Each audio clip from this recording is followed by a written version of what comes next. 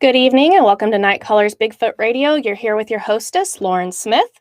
And tonight we will be chatting with Tanya Knight, aka SheSquatch, who is the angel of the Bigfoot community. But before we get into it, I would like to ask that you show some love for that hardworking Night Callers team by hitting that thumbs up on whatever platform you're listening on.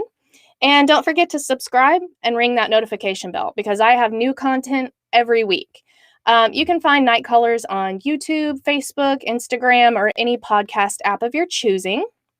Also, be sure to go check out my new venture, which is buymeacoffee.com/nightcallers, where you can become a Night Crawlers member and get exclusive content. So that's an extra Night Terrors episode every week, along with 2 extra interviews every month, and much, much more. But you can go check it out over there for more details. So I'm just going to go ahead and get into it. I'm going to bring on the lovely Miss Tanya Knight. How are you doing tonight, Tanya? Hi, guys. I'm doing good. Good. I'm sitting here by this nice fire my brother got going for me, and just enjoying this evening. It's beautiful. I am so glad to have you on here. I'm honored to have you on here and honored to be sitting around the campfire with you again. Yeah, this is kind of a campfire. He has it stoked up pretty good for me. Mm-hmm. So, like I was telling you before we came on, normally, I just launch into questions and then just like really get into the interview. But with you, because you are such a dear friend of mine, pretty much my sister, we're just going to chat like we always do. And we'll just see what comes out. Like we're sharing a fire and we're going to just chat, and we invite everybody out there to just join us in a chat. So I just want to say, I want to say hello to everyone who has already joined us. So thank you guys for joining. Thank you guys for supporting myself and for supporting Tanya Knight. You guys if you have a question for Tanya, go ahead and put your question in all caps and hit that thumbs up on whatever platform you're listening on. Okay, so Miss Tanya, I actually don't even think I know the answer to this question. How did you get into the topic of Bigfoot? This is a really good one. And it takes me back many years to an ex-boyfriend or an ex-partner that I had. And it's okay to talk about those exes, you guys. We all have them. we all have the feels. It was several years ago, I guess 7 or 8 years ago, and we would go around to different venues like conferences, like paranormal conferences or Bigfoot conferences, UFO conferences, and we would film a lot of the speakers that would be talking on the different topics, and then we would upload them, or he would upload them to his website. And I guess it was probably about 4 or 5 years ago, I finally had the opportunity to attend the Texas Bigfoot Conference, Craig Woolheater and Tammy Woolheater's Texas Bigfoot Conference in East Texas. And my son had already been a couple of times, and it was my first time to go. And I have to be honest in saying it brought up all these memories my grandfather had told me about when I was a little girl. I was around 9 or 10 years old, and he told me a story about being on the river and seeing a Sasquatch across the way, just kind of squatted down watching him fish. And I remember kind of laughing at him, thinking it was silly. My grandfather always teased me, so I just thought it was one of his little jokes. And when I started laughing at him, I noticed that look in his face. It was kind of like, she doesn't believe me. Out of all the people that would have believed me, she doesn't believe me. And I remember feeling bad, at that moment, and thinking he must be honestly telling me the truth. And it wasn't maybe a few months later, ironically, that on Channel 13, they had Patty walking across the creek bed in California, and there was Bob. And I just remember being in shock, thinking my grandfather was telling me the truth. And, you know, he says, come here, come here. You know, he brought me into the living room. See, I told you, I told you. Yeah. So being at that Texas Bigfoot conference brought up all those memories again. And I just have this passion deep inside of me. And when I'm ready to do something, I go for it. Mm-hmm. And I just get my mind off of it. So I knew right at that moment that I wanted to be more involved than I had been. And that I finally found something that was for me. All the things that we had done before, the UFO, the paranormal, all those things, I loved them. But it was kind of like I just hadn't found my niche yet. And when this came up, it made sense to me. And so I think I set my first venture for Hanoba. After the Bigfoot conference, I went to the Hanoba conference in Oklahoma. Mm-hmm. And it was there that Keith and I really made up friends, and we decided we were going to do this together. And we went off on our first venture into the woods, and I honestly haven't looked back since. That's amazing. I mean, I love that you have a connection to it like that, and then that it just kind of, you know, came up and you ran with it. I think that makes it more meaningful, the research, you know.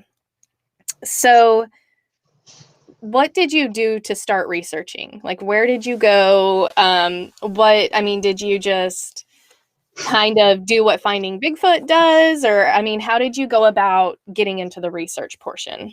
Okay, well, it all pretty much happened at the same time. It was the conference in Hanoba. Just before then, I decided that I was going to take my son Jesse camping, and we were going to go look for Bigfoot. And, you know, I was absolutely green and naive, and I had, you know, no idea how to tent by myself, much less, you know, how to go about, you know, making the campfire, and are we going to be safe, and where are we going to, you know, camp at even. Yeah. And I had it set in my mind that this was something I wanted to do. So I guess to know me, you would know that I kind of do things maybe a little differently.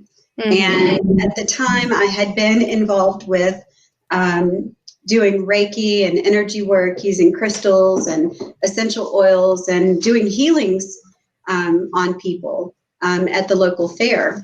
And I very well much understand dowsing and how to use tools for energy work.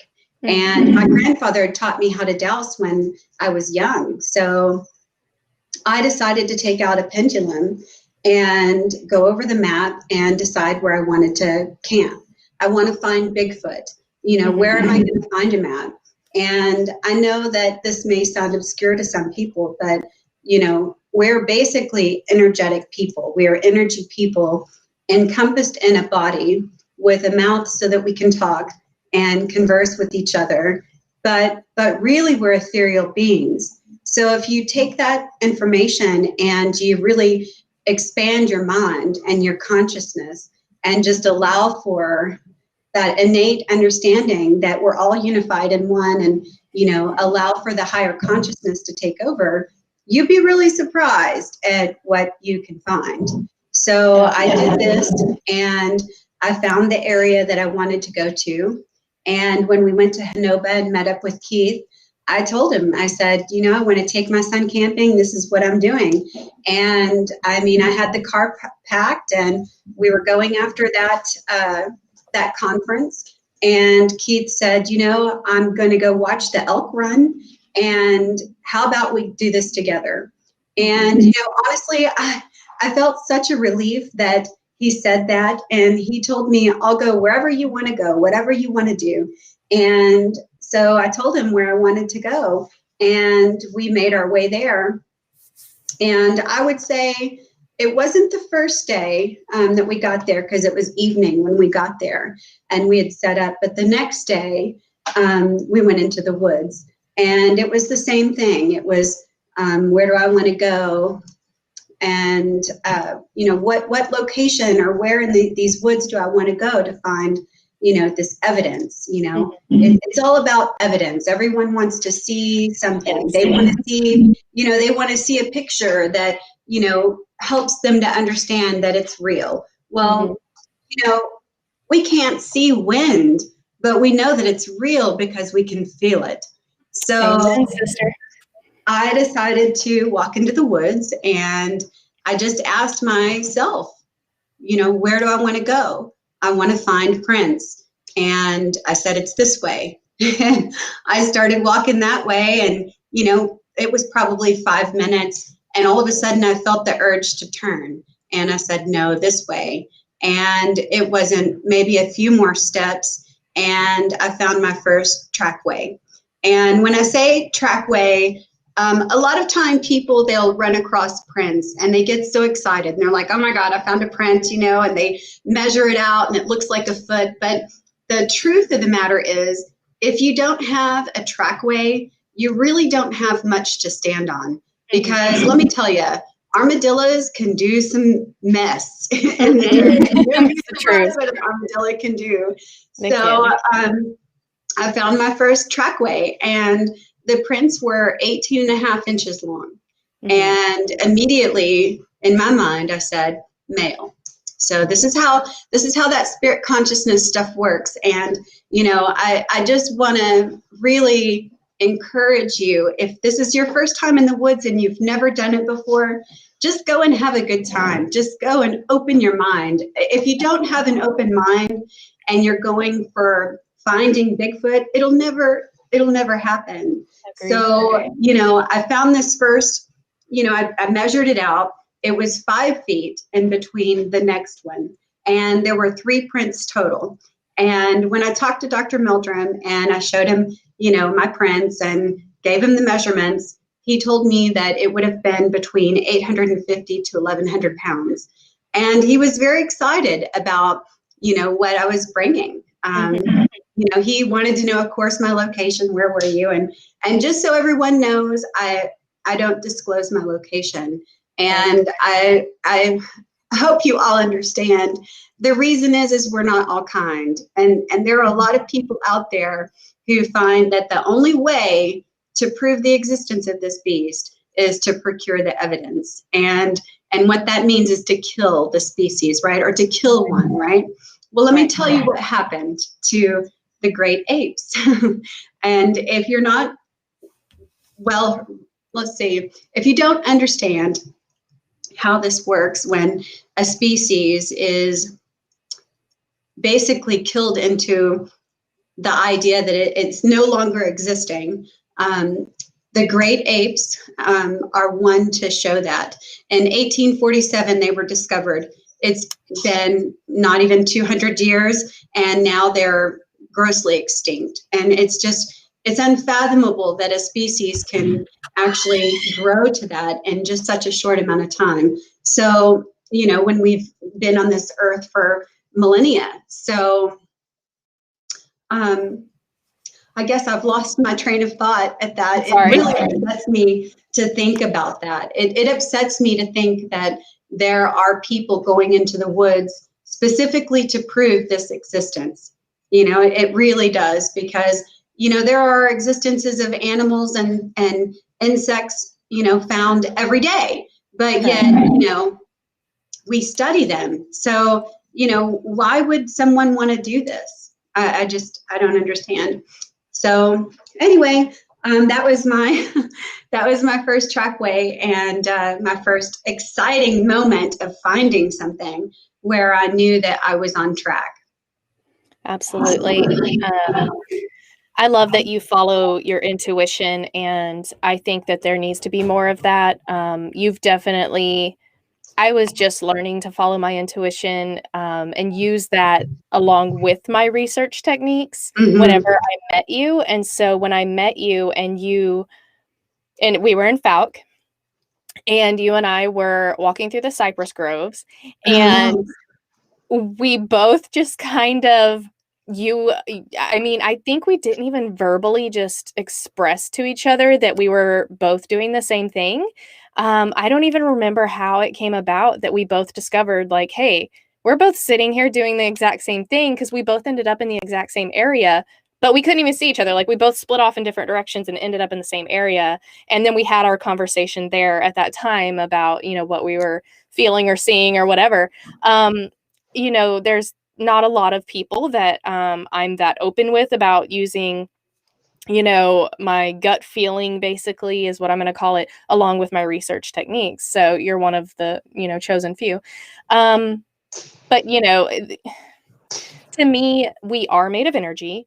And it's just like any animal in the woods that you can feel, a deer. If there's a living creature, it's going to move or, make some kind of movement, even if it's just there. Like, when somebody walks into the room behind you, you can feel them. Even if they make no noise, you can feel them there. It's kind of like that.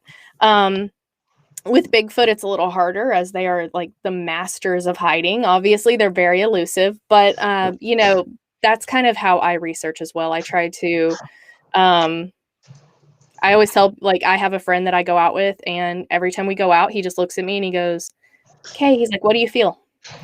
And that's how he starts out. And I never expressed that to him. I never told him about it. He just automatically looked at me and he's just like, "Okay, what do you feel?" Like, he just picked up that I would randomly just go off in another direction and not explain why. And we would usually end up finding or having activity or finding, some sort of weird something over there. So Yeah. Well, a lot of people are very scientific minded, and there's nothing wrong with that. But there's a whole area of science that's yet to be defined. And I find that, I'm very well versed in that. And, just because we can't see it or touch it or palpate it doesn't mean that it's not, an existence. And I guess that's kind of a good thing, that these creatures, I feel, are also, which, we haven't gotten to this subject yet, but I really feel that they are also greatly in tune with these senses in a way that, obviously they know you're there well before you've even entered into the forest. They are walking around you and are watching everything you're doing, and they're probably smirking and laughing every time you hit a tree, with a piece of wood, and they're doing their best to contain themselves. And the truth of the matter is, when you talk about feeling someone before that you see them, I've always been that way, ever since I was a small child. And I suppose that I really didn't know what to do with that. And because of my kindness, I've been trespassed on a lot in my life, because I have such a big heart and I have the benefit of the doubt for people, and, the things that they do. I always want to be forgiving and give them that second, third, fourth chance, to do things right. And I guess that's something that will always be a part of me. And I guess I don't really have an inkling of feeling as though, that's a bad thing. Right. Definitely caused some hardships in my life. But, aside from that, I'm grateful for it, because without that, I wouldn't have had all the experiences that I've had, and I wouldn't be able to feel so greatly. I'm very much in tune with everything around me. And I've even let myself down, because I would know something so hard, but I'd want to deny it so badly that I would just give into that and make hardship on myself. So it's rough. It's rough when you have a strong gut feeling and you don't go with it, and then you pay for it and you're like, "I'll do better next time," but you always want to believe the best in everybody. yeah. It's rough. So we do have, I'm just going to go ahead and ask questions from the chat as they are relevant to what we're talking about. So Weird Realities would like to know, do you think that Reiki/energy work is something that they are sensitive to, they being that creature? Okay. Well, one of the first experiences that I've ever had. It's really almost a paranormal topic. And I was in the back of my vehicle because I'd gotten there late. It was the first time on my own. I didn't have a chance to set my tent up, and I really wasn't feeling very well. I know that some of you maybe know, and you see this bald head, but I'm actually dealing with something called inflammatory breast cancer. And it's a very rare type of cancer. It's 1 in 3% or 1 in 4% of all breast cancers. So it's not something common. And one of my first trips into the woods, I could feel the heat of my body. I knew something was wrong. And I was sleeping in the back of my car. And just as I hit that twilight sleep, I heard big, heavy footsteps coming toward the right of my car. And immediately I was alerted, and I tried to open my eyes. And that's the moment that I realized that I couldn't. And I could only listen to these footsteps walk around the car and to the other side. And I knew at that moment that whatever it was big and heavy. I could hear the gravel being pushed down into the ground. And I said, open your eyes, Tanya. And my eyes opened, and then they shut again. But I got a view of the outside of the vehicle. I could see the trees. It was dark. I mean, I was absolutely awake. I was not asleep. And that's when I heard the footsteps go to the foot of the car again. And at that moment, all I could think of was, the missing 411, I thought about all the people that disappear in the woods. This is how it happens. You're a single female, and you're about to be drug out by your feet, through the back of your vehicle. And at that moment, I felt this very strong pulsing in the bottom of my feet. And it was round discs about like this. And it felt like a tuning fork. And I don't know if any of you have ever experienced a tuning fork, but it's basically, it's used to tune a piano or something like that. You can hear it, but you can also feel it. And it travels through the body in a way that just goes through the bone and everything. And that's what it felt like. And as I was feeling this pulsing coming up through my feet and up into my ankle, it was followed with a sound, or let's just say they coincided together. And the sound was, whoa, whoa, whoa, whoa, whoa, whoa, whoa, whoa. So it was this very deep sound penetrating through my body. I could feel these discs in the bottom of my feet coming up, up, up, up.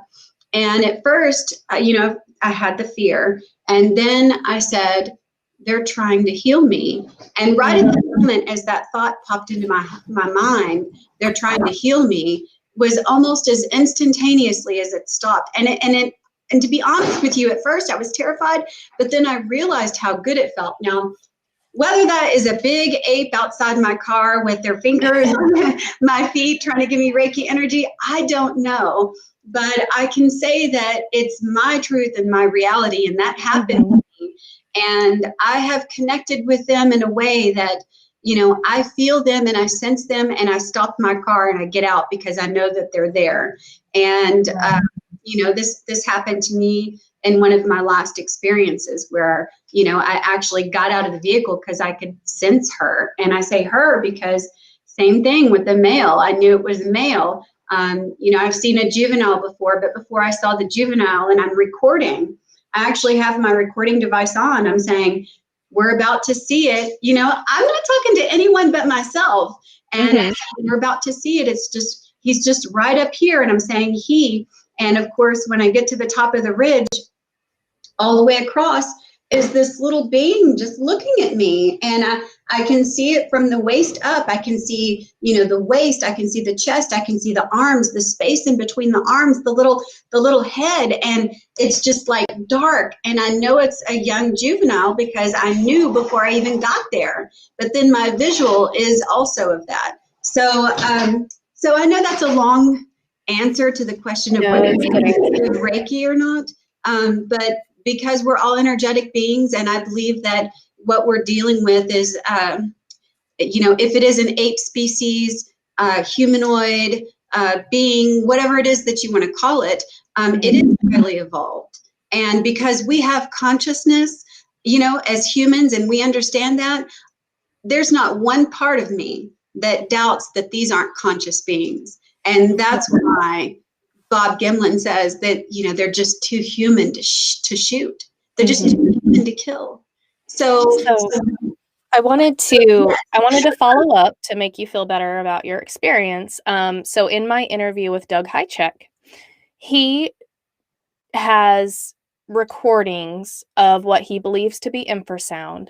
And on those recordings, it sounds almost like a heartbeat, but it was like a whoop, whoop, whoop, whoop. Like it was, you could hear the energy being transmitted. And it was at such a low volume and a low decibel that's why certain people, myself included, we can feel it. And we feel that infrasound. And on you, they might have just turned it up. But either way, that has been verified scientifically now. And Doug is he's collecting more and more of that type of data. And so I actually have data to send to him. I have another researcher with data to send to him, and another researcher I talked to yesterday that I will be getting their data to send to him on infrasound and how low of a frequency it is and how it can be that vibrational frequency. So, I mean, just to make you, to put a scientific spin on what you just said, this is a thing that has happened. So, if it's infrasound, you can't hear it. Obviously, you wouldn't be able to hear it. But the recorder that he uses and the recorder that this other researcher uses, he told me that when he bought the recorder that he uses, it was like $16. He said now that same recorder is like $3,000. And it's the only recorder he has that can pick up that low decibel, or I'm probably not using the right word there, but that low of a tone. And so I just think infrasound and that kind of stuff, especially because it's happened to me, I think it's fascinating. So, I really love how you explained all that. I love that you shared your truth, because that's what I'm here for. I am just a platform for you to feel safe to share your truth, and just know that there are so many others out there who are so grateful for you sharing that because they've had a similar experience, or they believe as well that they're energy beings and such. So, I'm grateful for you to share that. There was a follow-up question from the chat. Hold on just a second. I'm sorry. It scrolled way back up there. It's okay. So Alan Lassiter, very nice man. He said, have you ever heard any ringing in your ears when they are around? Ringing in my ears. I do get that high-pitched sound that you're referring to occasionally, but I haven't necessarily gotten it when I'm near them. I would say, a little off topic, probably one of the coolest sounds that I've heard was a time that I was with my children, and we had just came from about a mile and a half deep. I'd taken them down the river, and we just kept going. On our way back, I wear my GoPro backwards, by the way, guys. Just a little hint right there to catch what's going on behind you.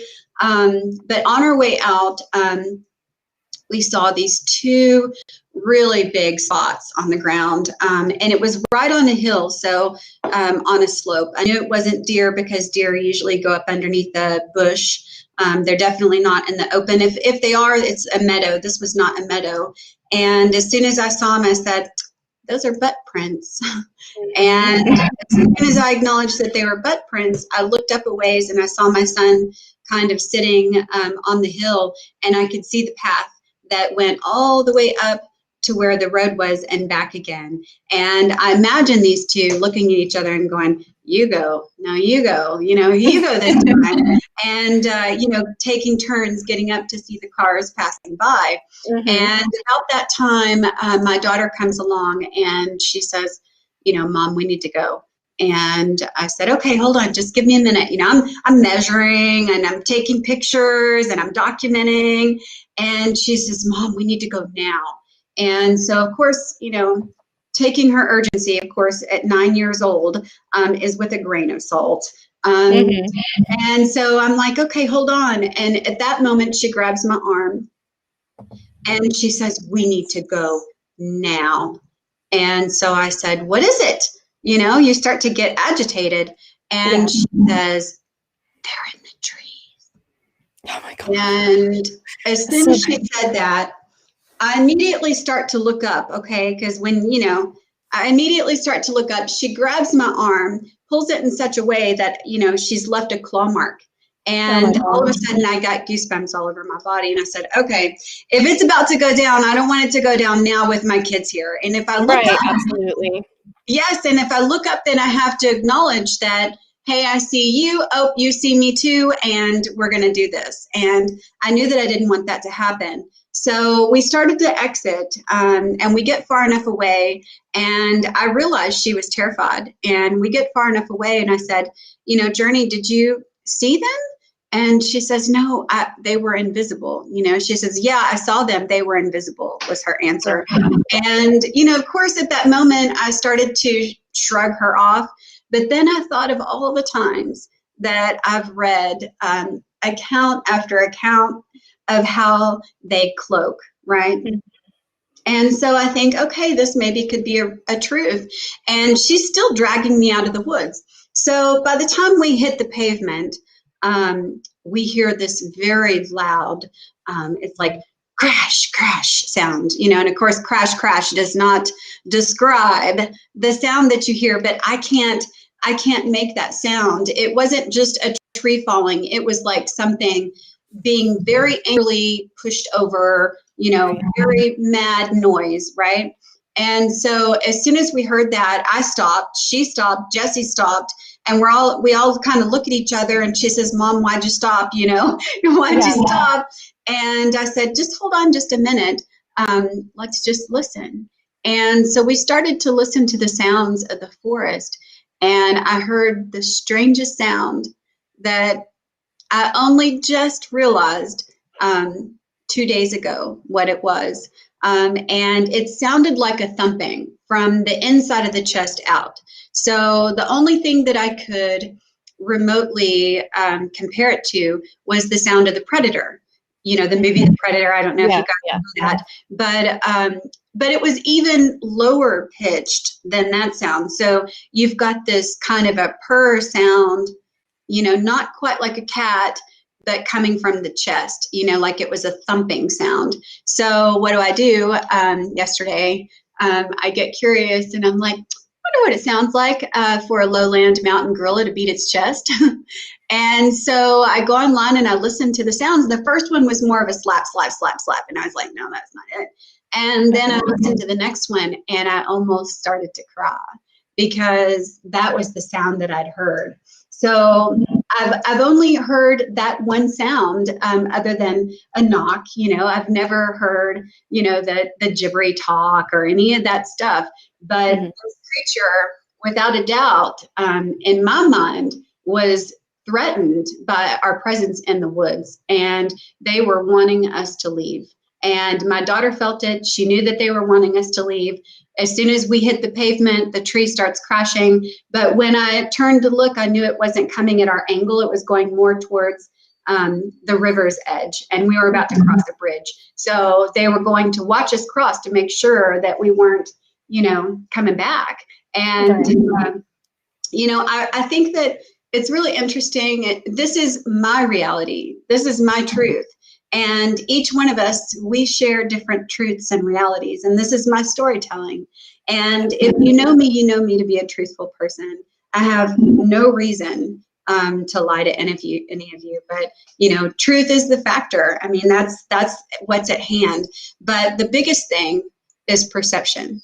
And I think perception is the key to reality and the key to truth. And if I hadn't decided to dig a little further, I may not have realized that this very well could have been an aggressive thumping of the chest. Not to say I'm trying to compare them to apes, or that that's even what it was, but that's the sound that I heard.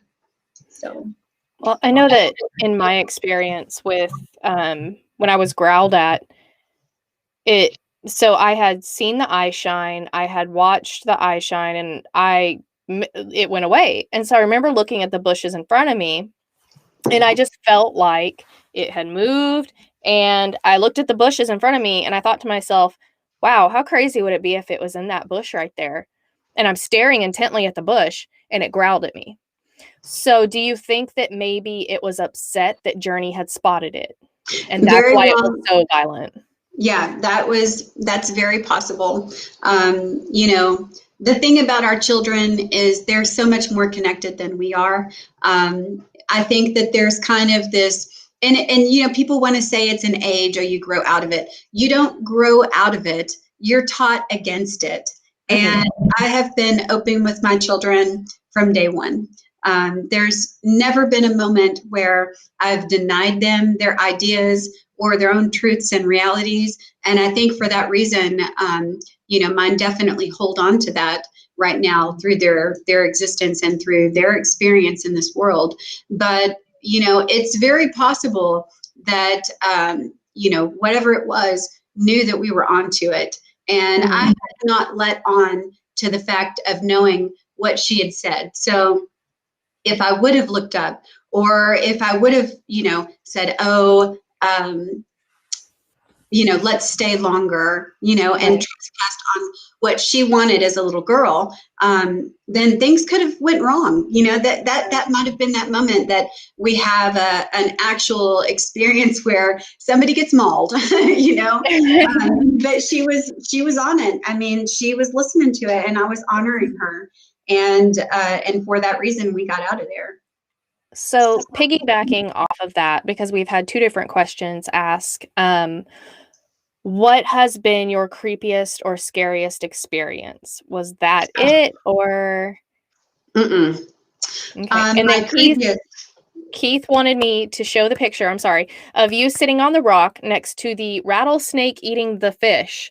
Keith, I do not have that picture, but I would love to show that picture if I had it. If I can get that picture, I will upload it to all of my Night Callers platforms, but I don't have it. So, well, other it was than actually an eastern diamondback rattlesnake, and it had a fish in its mouth. So I knew it wasn't going to hurt me. I mean, it had its dinner in its mouth.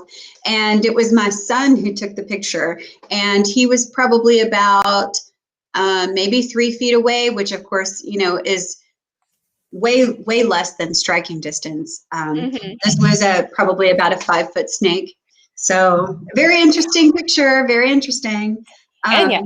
And now, what was the question again? Because we talked about your creepiest or scariest experience. Okay. Creepiest, hands down.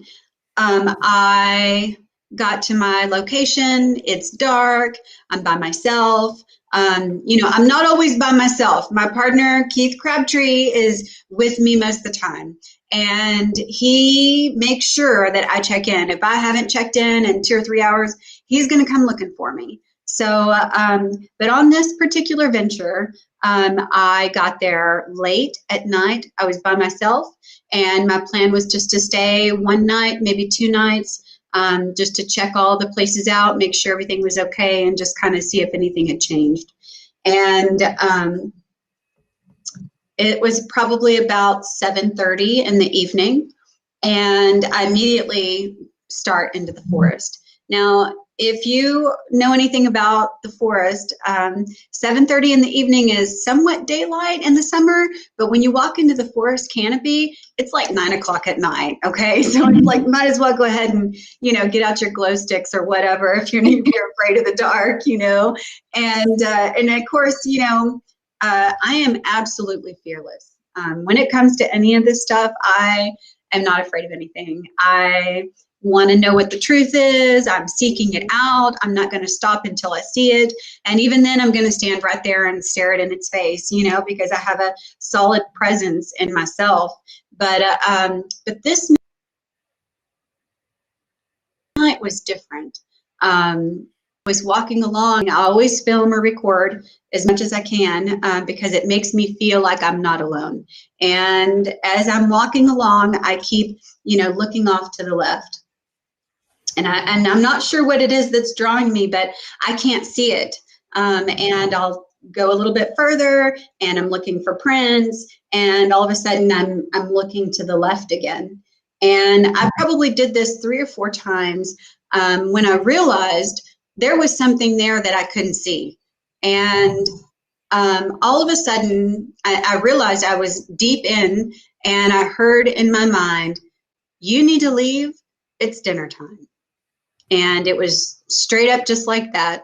And as soon as I heard those words, I turned around and I look, and the exit's like itty bitty tiny, I'm like waiting in there. And so I'm not running because, I don't want them to know I'm scared, So I just start taking very large steps, very large steps going back. And when I got home, I looked at the footage. I'm always going through anything that I've done, meticulously, because I want to see what was there. Every time I looked to the left and I stopped, what was there? If I know something's there, that's when I stop the camera and I zoom in. Okay, what is it? I know my mind's saying something there is there, and I can't see it. And so I zoom in and I zoom in and I zoom in, and there it is, just plain as day. It's 2 beings. Okay. Now I'm not going to say Sasquatch. I'm going to say beings because I don't know what it is. Okay. But I've got one hanging on, a tree like this, leaned in this way, mouth is open like that. And then one on this side, leaning in to this guy. They were leaning in towards each other. Both of them had their mouths open in an oval, okay? And they were both staring at me, and they both looked very translucent, very translucent. What I'm seeing, I don't know, but I've had, a very close friend who is very good with technology.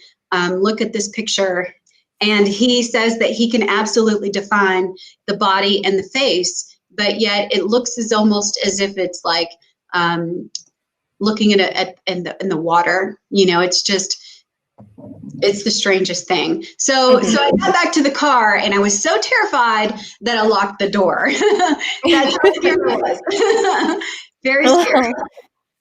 Bama said that that's better than them saying your dinner time. So that's absolutely true.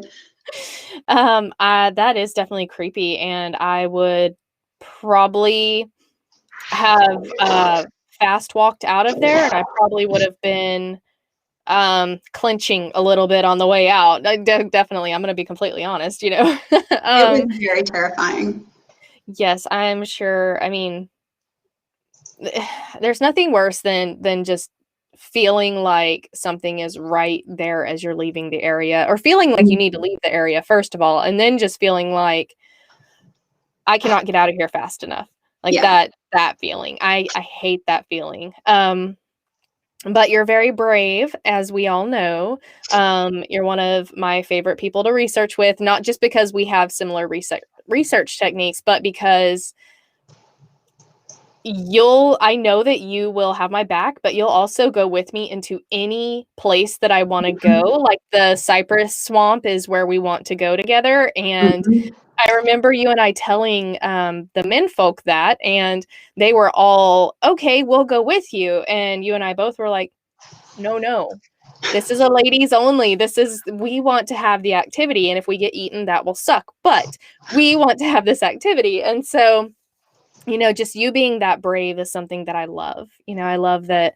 I guess we don't have any self-preservation instinct left, but I just absolutely love that you're so brave, and that you still have enough of an instinct left that you're like, okay, we need to go. We need to go now. It's not a naivety. I can say that I've honestly graduated past naivety. Absolutely. It's more of just, I've been through everything that I could possibly experience. I've experienced it. I've felt pain on such a level but yet I just take my mind's eye and say, okay, I'm going to squish this down to a 2 right now.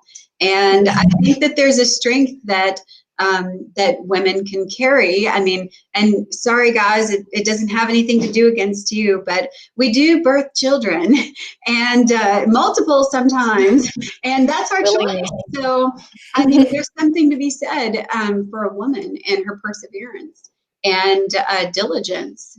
And I think that I'm just in this place in my life where I honor that space that I'm in, and I recognize fear is basically a concept that's constructed in the mind, and I guess I just don't play into that anymore.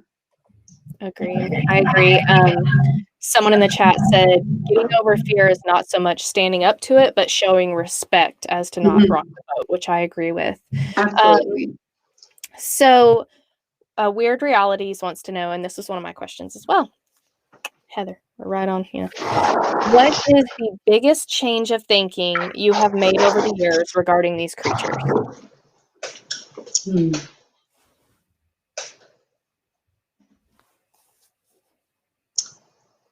Well, I would have to say bringing in the idea of fear, that this is something that's going to maul me, tear me to shreds, and maybe carry me away to the cave, and I'm never going to be seen again.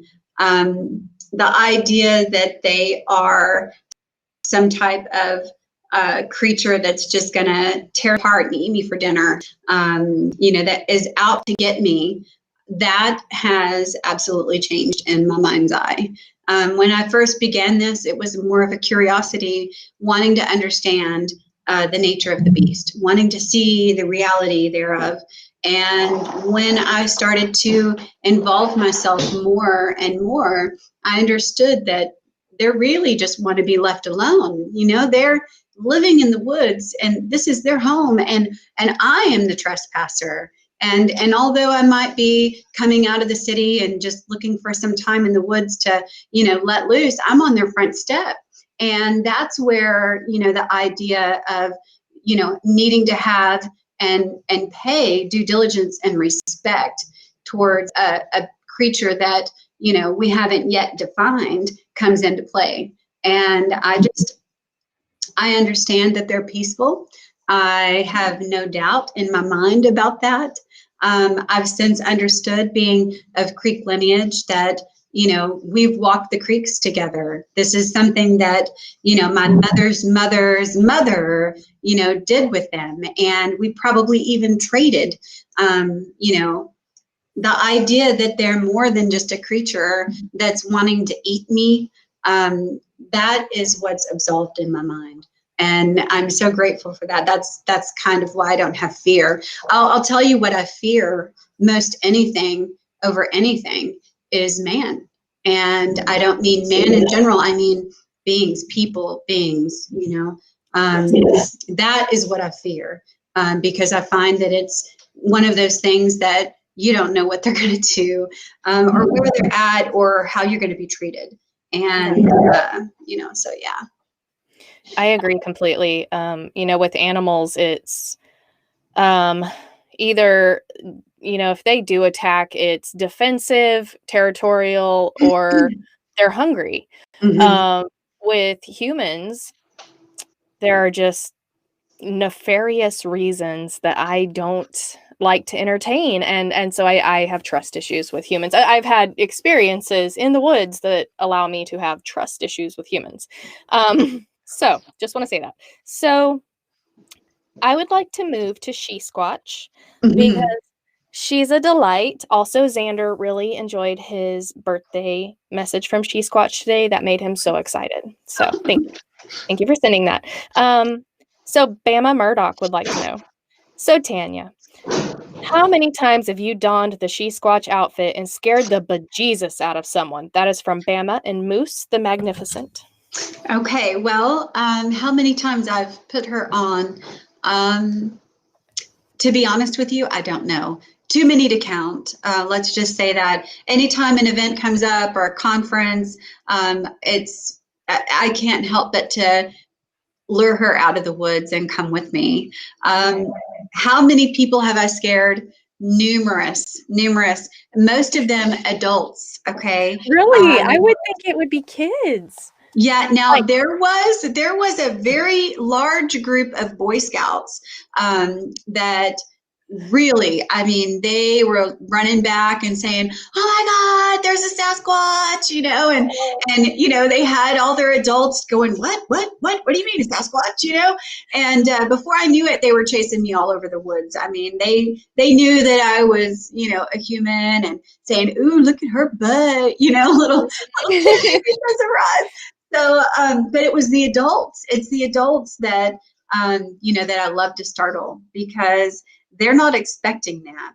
And when I jump out from behind a vehicle, or, and it's dark, or I grab them around the waist and they turn around and look at me, their first reaction is fear, like instantly. And then they laugh hysterically. They're like, "Oh my God, how did you do that?" And they're touching my face and looking at me, and like, "That's so amazing. I've never seen anything like that before."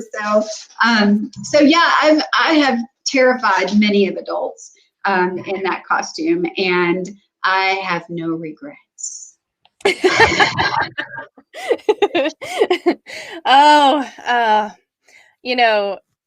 Tanya is one of the least petty people I know, but I have to say that when she is, it's so good. It does my petty heart good. So, I love SheSquatch. She is, and, so she is an alter ego, and she is somebody that lets your wild side and your childlike spirit free. So can you tell me kind of how she developed? Yeah, it was in 2019. It was September of 2019. I was on a trip with Craig Wilheder to an event in Pennsylvania. No, it was Indianapolis. I don't know why I always say that. Pennsylvania and Indianapolis to me are the same. But was on our way there, and I'd already kind of prepared for it. I knew I wanted to dress for the costume, or dress in the costume. It was a horror hound weekend. And the event was called Fact or Fiction, and it was put on by Jeff Byers. And I think it was probably the week before that I just decided that I was going to do this costume.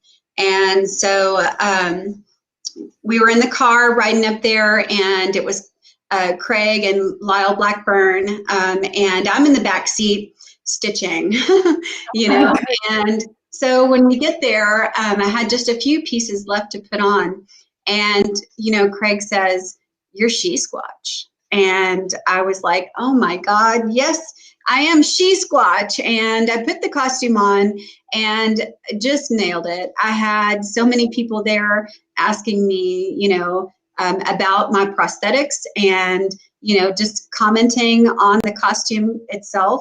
And I actually ran into a good friend, Travis Walton. I know that, he's probably, everybody's like, "Travis Walton," but, he's a friend of mine. So I showed up. When he got there late, and I was already in the costume.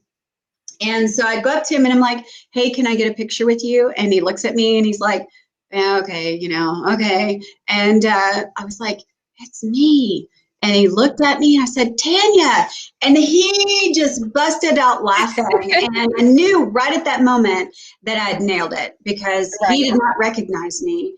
And then later at the dinner, so we went to the dinner, and a lot of the speakers get together, and, you've got this table full of just amazing people. And I start asking, "Hey, what'd you guys think about that Sasquatch?" And everyone was like, "Oh man, she was great. I wonder who that was." And I think at that moment right then, it just resonated with me, and they all just couldn't believe it and just busted out laughing and loved the idea. And I knew the first time that I put the costume on, she became me and I was her. And everything that she is, everything that she stands for is that wild woman inside of me that's just been aching and yearning to express herself and get out and be seen and be heard. And she's curious and she's lively and she's sweet and she's enigmatic, and she's just one of those things that you just can't help but to love and want to be part of and just, experience her fullness. So yeah, it was Horror Hound Weekend. It was the Fact or Fiction Fest, and I'll never forget it. It was a beautiful week. That's amazing. That's amazing that, something just kind of last minute has spawned into a cathartic release for you, really, because you're able to put on this persona and just really kind of release emotions and just be free of society and just go play or skulk around and steal things. SheSquatch has been known to like take things from people's booths and take pictures with them and then put them back. Yeah, I mean, completely innocent. Yeah, not mischievous, just like innocent, Just curious. I mean, she's never been out of the woods before. So when you bring a Sasquatch and all of a sudden they're in the middle of a room full of people, I mean, they want to know what Texas bangs are all about. And she's got to touch them and feel them and be like, oh my gosh, I want my hair to be like that. Yes. Yeah. So one of my favorite things that you do with SheSquatch, this is something that you shared with me, and I hope it's okay that I share it with everyone else. So Tanya, she puts this extra oomph into it for the children. So what she does is she wears gold eyeliner and it's sparkly. And she wears that with her SheSquatch costume. But when she takes SheSquatch off, she makes sure to keep wearing the gold sparkly so that when she does go talk to those same children, they'll notice it and see kind eyes and feel that kindness. And it is my favorite thing that you do. I love that. Yeah, I've found that some of the children, they are a little apprehensive. And, just as I would imagine, I always get down on my knees and I give them my hand, or I'll say, I'm a real girl, see, look, I'm a real girl. And I kind of stick with the idea that she comes out in a full moon. So, there's that. But yeah, I transform into her. So she is still me. Tanya and SheSquatch are still the same. It's just that I've transformed from her with the full moon's ability, or, whatever it might be, so that when they see me, they can see that I'm still her. And, I love kids. I mean, to me, the more the better. And, I love being around them. I love the childlike nature. It's a part of me. It's something that I've always stood for. I think there's something about having a childlike spirit. And so I love the children. I love playing with them. And, I want them to know that even though we might look different, like this, we're still all one and the same. And that loving each other comes from our hearts, and that we can feel and sense each other and see past any disabilities or abilities that we might have that seem different from one another. Absolutely, 100% agree. Have you ever entertained, this is from Patrick Vaughn, have you ever entertained the thought of squatching in your SheSquatch costume? Oh, no. Mm-mm. No. Do you feel like it's disrespectful? Yes. I mean, first of all, I've kind of stick with the same. I've been in this one area that I've been in for probably the past at least 4 years. And I know that they know my smell. They know my sound. I sing to them when I come. If I were to do something like that, they'd be like, what is she doing? Yeah. I just really feel that it would just take it down the wrong way. It's not even just so much as disrespect as it is just, I would never do that, because they know better. They're not stupid. They're not stupid. And I feel like worst comes to worst, you disrespect them so much that they get, violent, or you invite a Bigfoot boyfriend. And so we just really don't want either of those to happen. I honestly don't want to be drug off to a cave. That is not that is not my plan. That's not my idea. That's not what I want to do. Agree. I agree. So we had a question two questions from Matt Smith. The first question is, Tanya, do you think that they migrate? And second was, do you trade with them? Okay. As far as migrating, that would be something that would be completely speculative. I kind of stick to one area. I read a lot. I follow a lot of researchers, and I read a lot of accounts. And the idea that they migrate, it's there. It's kind of speculative. Do I trade with them? Yes. Have they given me something back?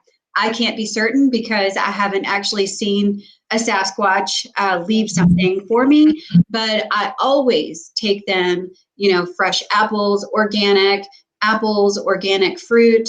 I take garlic out of my garden because that's completely medicinal.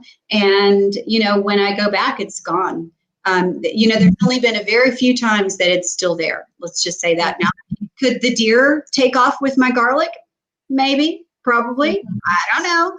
But, that's also speculative. So I'd love to know for sure. I imagine somebody's going to ask, have you ever set out cameras? Yes, I have set out cameras. I haven't gotten anything on the cameras. These are highly intelligent creatures. I absolutely believe that they can feel EMF. If you notice that the deer and boar or whatever you're trying to take a picture of generally looks in that direction when the camera is being, flashed. These are elusive creatures that are intelligent. So I don't doubt that they're evading that on purpose. So I don't rely on anything like that. Right. No, I agree with that. So what do you think stick structures are telling us, or are they even meant for us? I think that those types of things are done out of maybe boredom. I don't necessarily think that they're leaving like a hieroglyphic message for us to kind of decipher. I do believe that some of the structures, especially when we see the big X's, are, hey, this is my spot, this is my territory, and don't come past here. Or if you do, know that this is my space. Just like a dog would be marking its own territory and then leaving its paw prints as it, scuffs the dirt and kind of marks its glory. I think that they leave those things in warning. They're not, and no, I don't believe in portals, but before that even comes up, no, portals, okay, the idea of portals existing, maybe, I don't know, that's also speculative. I have never walked into a portal and found myself on the other end. So, I can't say that I've seen that. I try to base everything I do off of scientific, reconstructive, like it's happening again and again. And I can, say that, in the spring, it's going to do the same thing. I try to base that, all on science because I realize that that's what it takes in order to ascertain the truth and all the matter and be received. Without that, it's still, just a elusive creature, maybe mythological make-believe. Right, absolutely. This is a really great question from Bigfoot Society podcast, an affiliate of Night Callers Bigfoot Radio. He said, I appreciate your kind spirit. Is there a certain song that you sing to them when you're looking for Bigfoot? I actually sing from my heart. So the words come into me. It's not, like, my milkshake brings all the boys to the yard, not like that. It's more of like, just my own nature, my own spirit, just allowing the song to manifest itself in me. I let it become me, and more than that, I become the song. So, I'm absolutely methodical with the way that I approach them because there needs to be consistency with them too.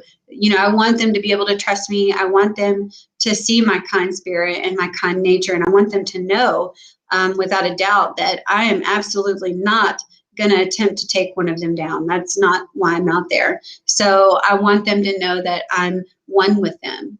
and that they can see that likeness in me. So I completely allow myself to be, open and vulnerable and raw to the core.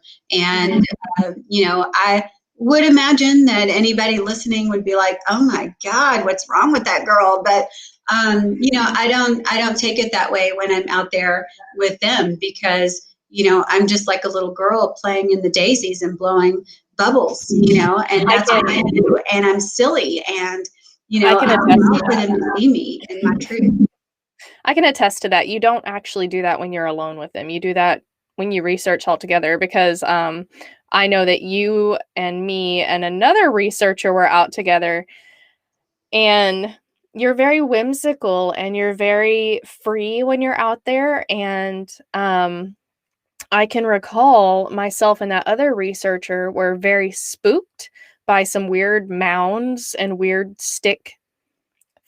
There was some weird things going on. My headlamp died. My recorder went dead. I mean, there was some weird spooky stuff going on, and he and I were trying to run out of there. And I remember we stopped halfway down the ridge and looked back, and you were like examining some flowers that had the stalks had been bent over, and we're like, Tanya, come on, we're leaving. You need to come with us. And you were like, oh no, it's fine. And we were like, do we leave her? Do we get her? Like, And so we had to basically convince you to follow us out of the woods now, So, and actually, I don't think you're crazy. I think that it's very brave to be so real. I think so. A friend of mine sent me this,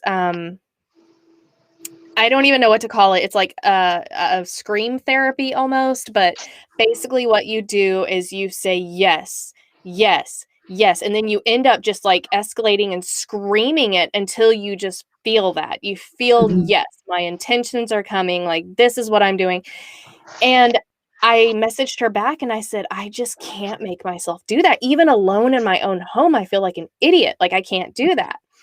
So when you are in the woods, it's the same thing. It's very hard to be your authentic self. It's very hard to just sing and be real like you are. So I don't think you're crazy. I think you're very brave, because I personally do not have the capability to be as free as you are and as certain like in myself, So.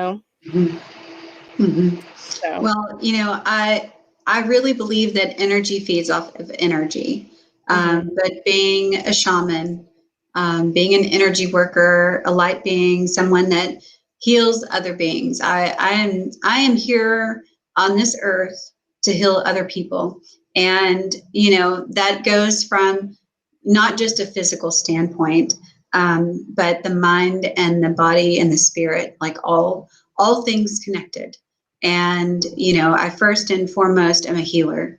And, knowing that energy feeds off of energy and being an energetic being that does healing, I have learned how to not take that on. And, what I generally do is I'll put a bubble around myself.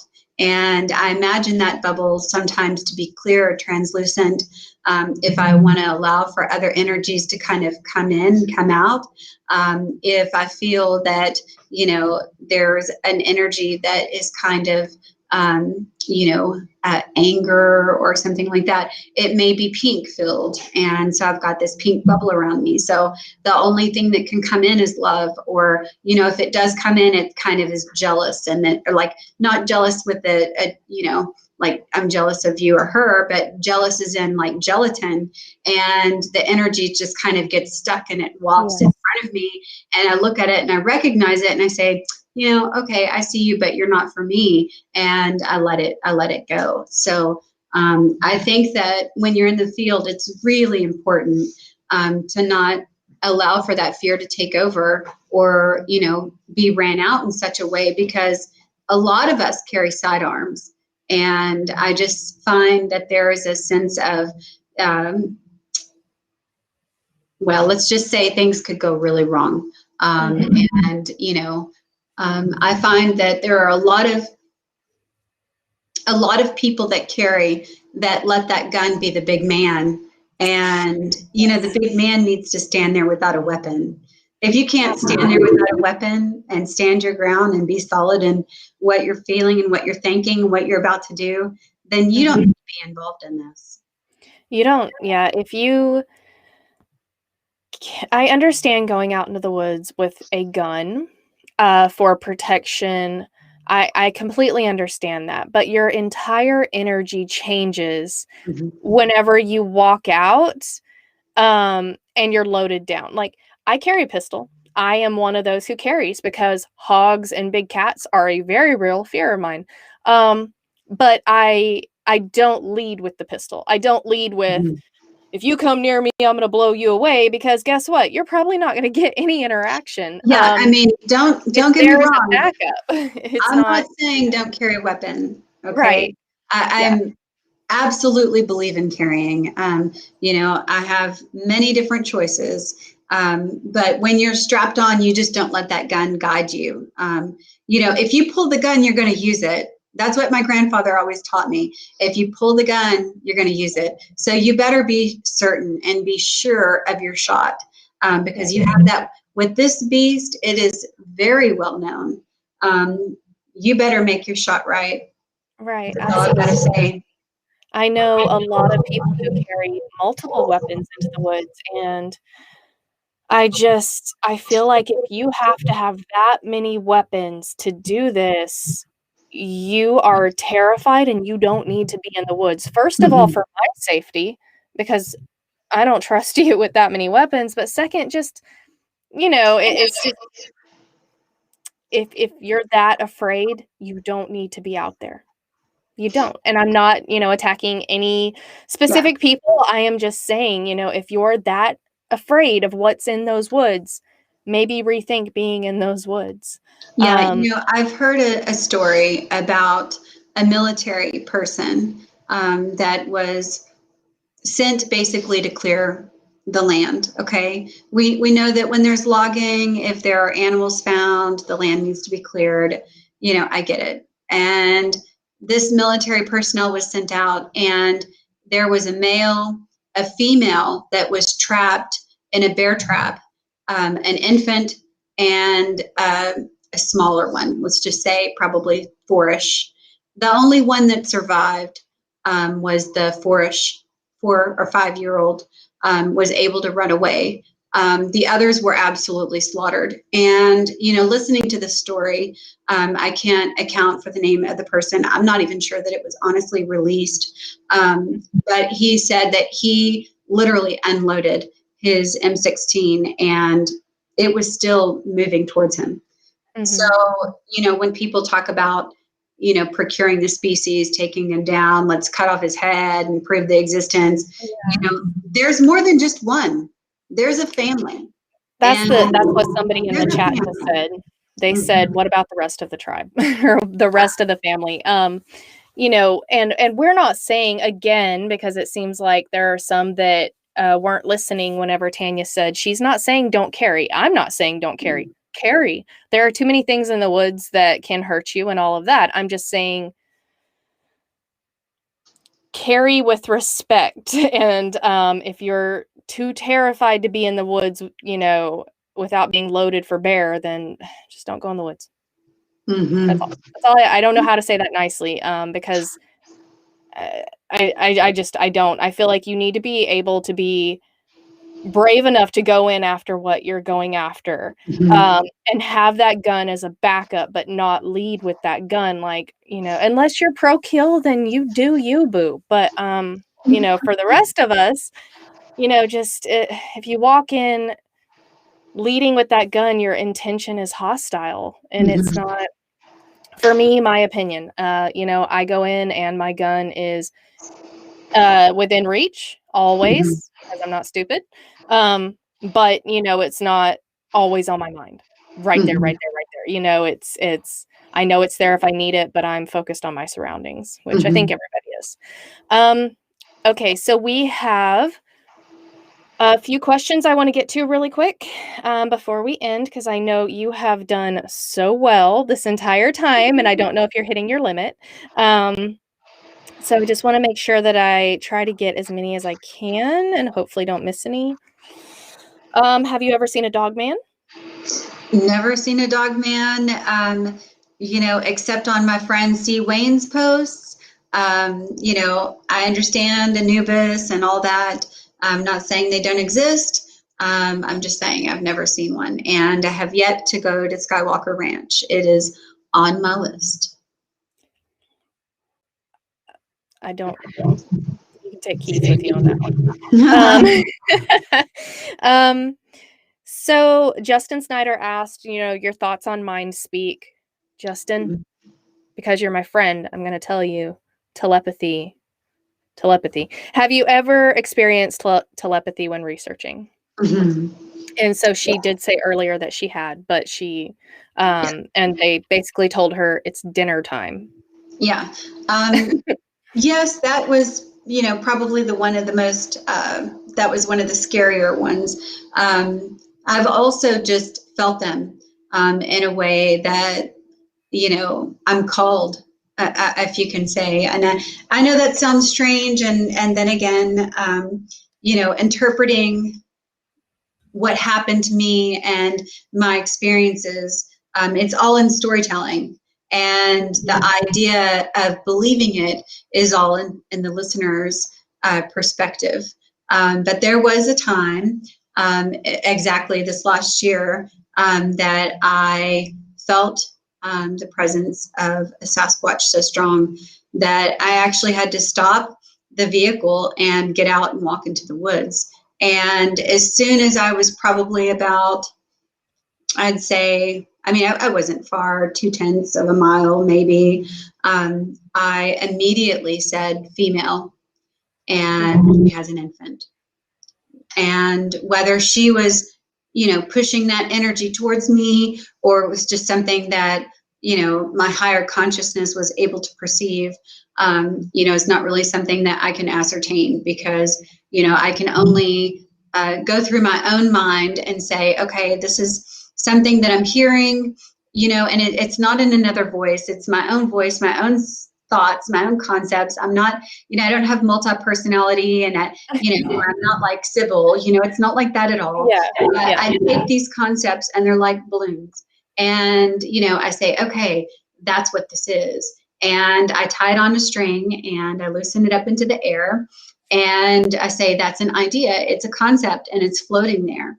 And I would say that a good 89%, I say 89 because I don't want to say 85% of the time, it's dead on, it's accurate. It's so close to the truth that, I might as well go ahead and just, suck in that helium, because it's the true value of the experience.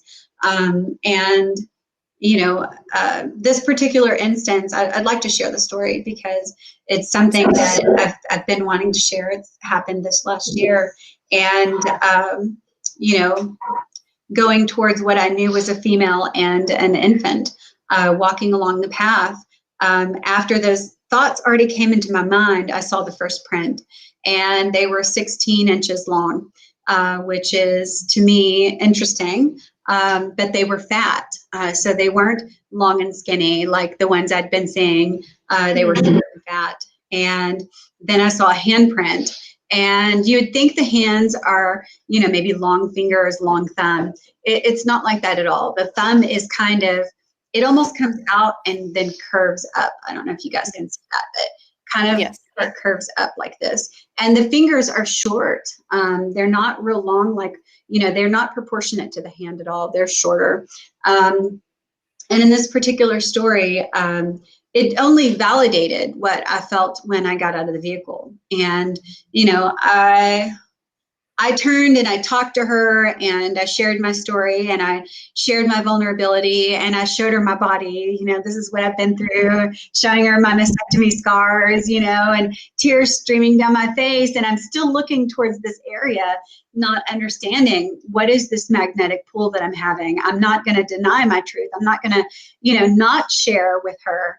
And, I turned and I splashed water on my face, kind of get over it, Tanya, put your big girl panties on, and I walk back down this cliff and I get to my son and he puts his arm around me. He's 13 years old. But let me tell you, this boy, is every bit a man. He's a wonderful person and very intelligent and very highly in tune with everything around him. And he has my back when I'm in the woods. He's watching around me as I'm, floating around and experiencing all this. He's literally the eyes in the back of my head. And he puts the arm around my shoulder and he says, Mom, are you okay? And I said, yeah, I'm fine. And right about that time, hold on just a second, battery's going low. Jesse, can you check that for me? Speaking right about of that time, the climax, the battery's dying on the computer. Right about that time, he puts his arm around me. Mom, are you okay? He could tell that I'd been crying. I said, yes, I'm fine, And right about that time, I hear, the sound. And I immediately look up into the left, same direction that I've been sharing my heart to. And along, here we go. Along comes this rock. Okay, and people talk about having rocks thrown at them. This rock was this big, okay, and it comes catapulting through the sky, and it hits the branch above my head, and the branch goes, wah, and it lands in the river about 3 feet from me and splashes upon our feet. And immediately I turn and look at him like, oh my God, did you see that? Like, like as if he hadn't experienced it, and then just ran. Sorry, that's my son. This is my son, Jesse. He's just checking. Okay. Technical difficulties. Hold, please. So, he immediately just recognized that my excitement, and he's like, "Oh my, Mom, don't go back up there." But I'm running up there with fruit because I want to thank her. I want to thank her for sharing her presence. That's what I asked for. I asked to see her. And although she didn't stand boldly in front of me because she had this infant, I knew she did. She didn't stand boldly in front of me. She still shared that she was there as I was walking away. I mean, there was no reason for her to give her place. There was no reason for her to give up her location, yet she did. And so, of course, going up and sharing the fruit, I'm looking down, I'm honoring her presence, and I'm saying, thank you for letting me know that you're here. Now, all the people that may want to ridicule me or make fun of me in some way, let me tell you, this girl's pretty dang tough. Bring it. I'm just fine with your ideas and your, just as my ideas are my own. But this is my storytelling, and that happened to me. I had my first rock thrown at me, and it was all because I stopped and listened to her calling. Absolutely. So Tanya, the thing that I love is that she wanted to come on and share her truth, and I'm honored to be the platform for her to do that. And so, like she said, she invites you to open up a healthy debate about what did or did not happen to her. It's her truth. Just be respectful, because as someone who cares very much about her, I will take you out. And also, Keith Crabtree is basically, our grandfather, and he will take you out. So just be respectful. But Tanya is open to a healthy debate to explain any questions that you may have about what happened to her. Mm-hmm. Now, tell them about the rock and your whole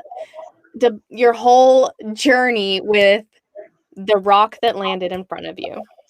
Okay. As I said before, I've had people in my life that have been less than worthy to stand at my side to some degree. And, I want to immediately take that away and say, that's not what I mean.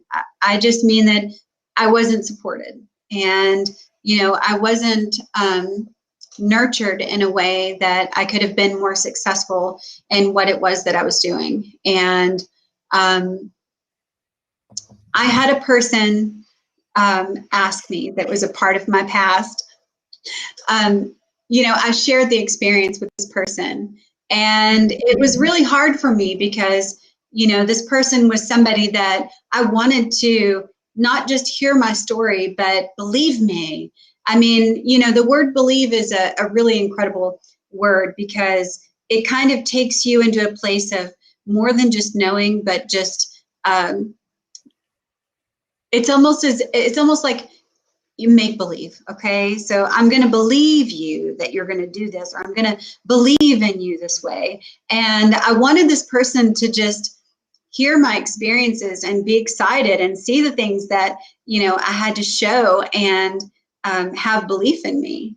And this person said, well, it kind of cut me off in the middle of the storytelling and said, well, I would have gone, do you have the rock? Because, if that happened to me, I would have the rock, and of course, the first thing that I'm thinking about is just running back up the hill. I want to see this. I want to film this. I'm not thinking about the rock that's sitting over there, So I immediately said yes. And, it's funny how we all might tell lies or white lies or whatever they might be. But I had such guilt at saying this almost instantaneously that I wanted to retract what I had just said. Yet I knew that I couldn't, because then it just kind of makes disbelief about everything that I'm just saying. I mean, I might as well just be a blown out liar.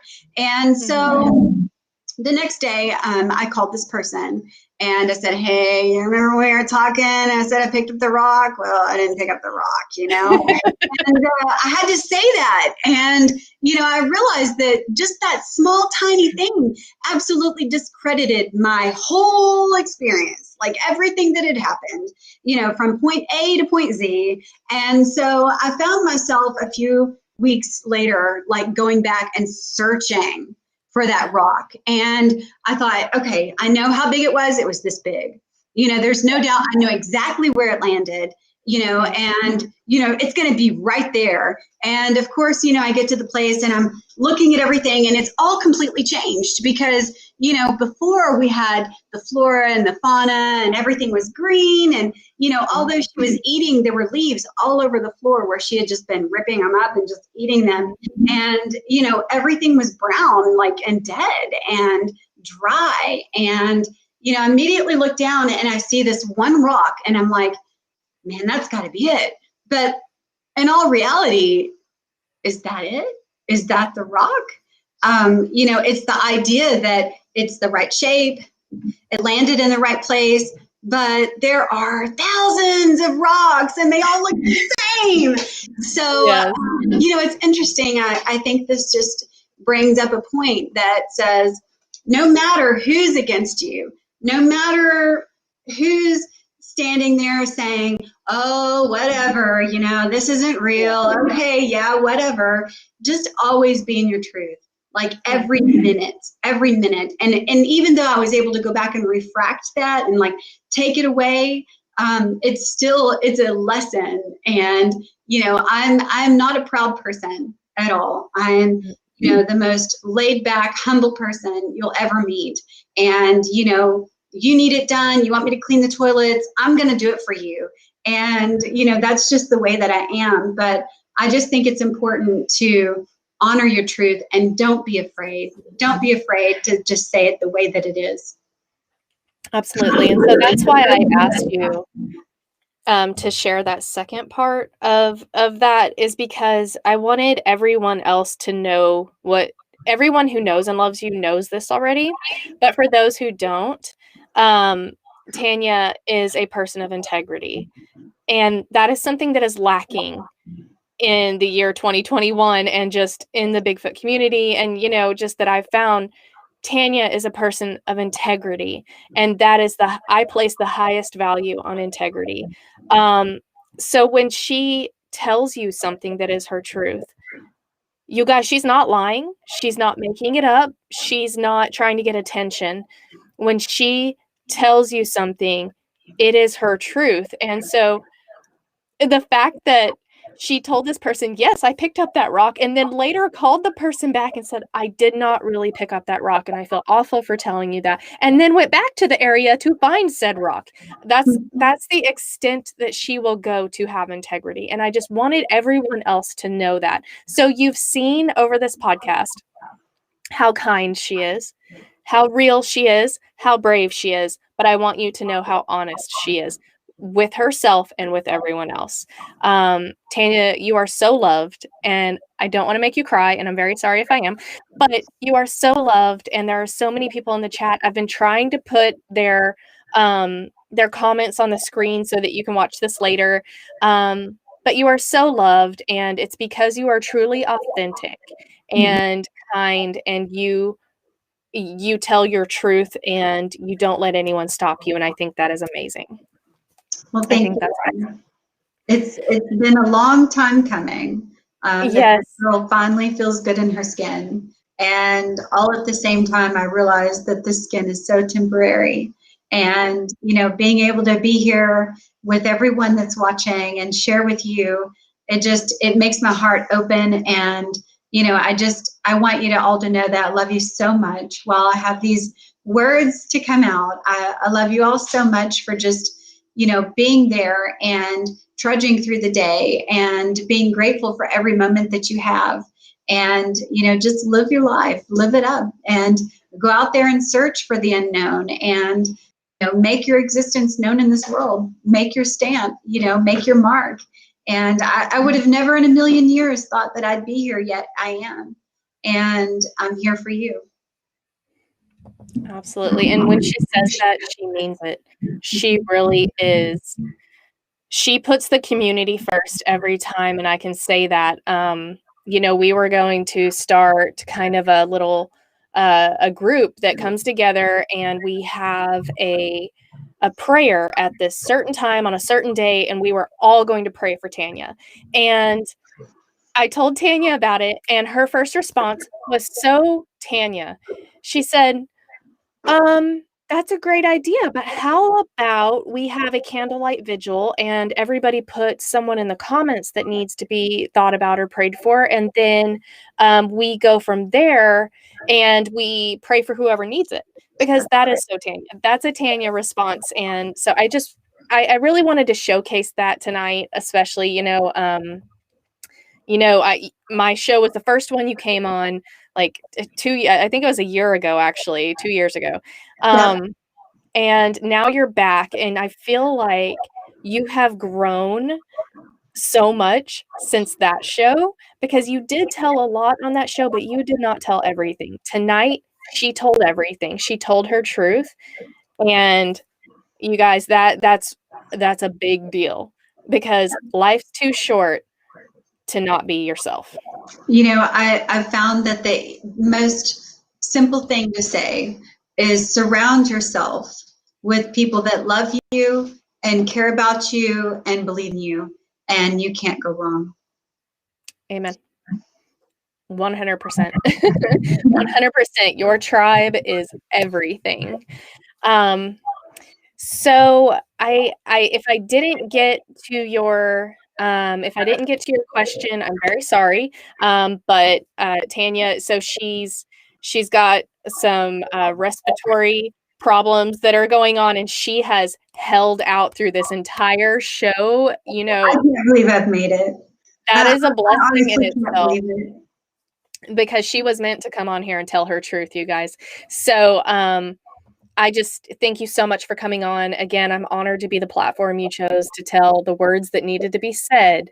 And you guys, y'all can check out, she does post pictures of her research. Like she said, she's open to you contacting her and opening a healthy debate with respect, a respectful conversation.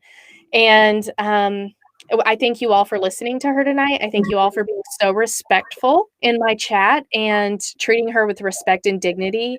I just want to give a shout out to my chat members anyways, because it seems like I have really had the luck of the draw with the chat that I have. They are always respectful and treat my guests so well, even if they don't necessarily agree with them. And I love that. I think that's how the entire community should be. Even if you don't agree, let's treat each other with respect and dignity, because we're all adults paying mortgages. You guys, let's not act like high schoolers. Be nice. Be kind.